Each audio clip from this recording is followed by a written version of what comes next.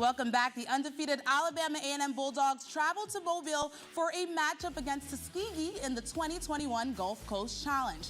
These two teams haven't met in 7 years, and they picked up right where they left off. First quarter, no score. Bulldogs quarterback Aqeel Glass goes play action and drills a quick slinger out to D. Anderson in the end zone. A&M strikes first with the early 7-0 lead, and they'll walk out the first with 185 yards of total offense and head to the second with a 10-0 lead. And they'll add to that right here. Glass takes a snap and quickly finds D. Anderson again for the pair's second touchdown connection on the day. They'll connect for 3 on the night, and the Bulldogs jump out 17-zip.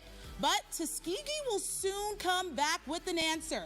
Later, running back Evante Anderson goes supercharged up the gut for the Golden Tigers' first score, 17-7 Bulldogs. And Tuskegee would eventually start locking down A&M's offense before the half. Here, Glass unable to escape the rush, and he throws it away, and that's an interception. He'll head to the locker room with his first pick of the season, 2 on the night.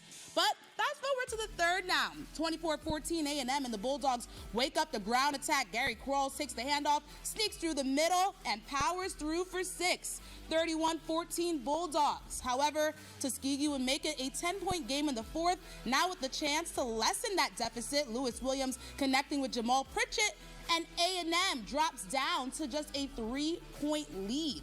But the Bulldogs will pull away further. We're not surprised at all, and it's thanks to none other than Gary Quarles, who blasts off for a 44-yard touchdown run. That is the best running back in the SWAC. I'm calling it. And Alabama A&M stays undefeated and goes on to become the winners of the 2021 Gulf Coast Challenge with the 45-35 victory over Tuskegee. Here's a bit of what Coach Maynor had to say about the win. We got out to a good start and then kind of let them back in. They kept fighting, which we knew they would. We knew they wouldn't quit. And then we was able to pull away at the end. They cut it to 3 points there late in the third quarter. But then we was able to execute at a high level in the fourth quarter and finish them off. All right, so a good win, Gulf Coast Challenge, victors. Mo, what did you think of it? Well, I thought they got off to a very great start, 17-0 in the beginning, and I figured that was going to be the case. Coach Maynor has always said that playing Division II teams, playing down or whatever, you expect them to win or whatever. But I know Willie Slater. I covered him when I was in Montgomery at Tuskegee. He always had a hard-nosed bunch. So you kind of knew that Tuskegee was going to come back. It was just a matter of a chess game after that, and blow for blow, who was going to be standing out tall. A&M made some more plays down the stretch, and that's how they became victorious or whatever down there, 45-35. Huge win as they get ready to go now into the rest of SWAC play.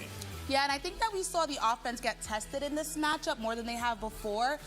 You saw Aqeel Glass getting a lot of pressure. The pocket collapsed a couple times. He ran away, picked up a big loss of yards right before the half, threw that interception 2 on the night. So that's not something we usually saw by Aqeel, but at the end of the day, he did put up, I'm going to get this accurate because it's impressive, 405 passing yards, 4 touchdowns, and then 3 touchdowns connections with D. Anderson, and that was only off of 5 receptions for 80 yards. So for guys to put those numbers up, it's amazing. And Gary Quarles, as I said, you know, I'm going to die on this hill that Gary Quarles is the best running back in the SWAC. I think that he did an amazing job. Also going to get his numbers right. 164 yards, 2 touchdowns, 24 carries, putting some respect on his name. And it's just great to see that Coach Maynor has so many great people on his offense, and it's diverse. Gotta love a diverse offense. Absolutely. They head to Louisiana next week to take on Grambling State, a team that's going to be hungry for a win because they are still looking for their first win. But also in Louisiana, that's where UNA went. I was just about to say, speaking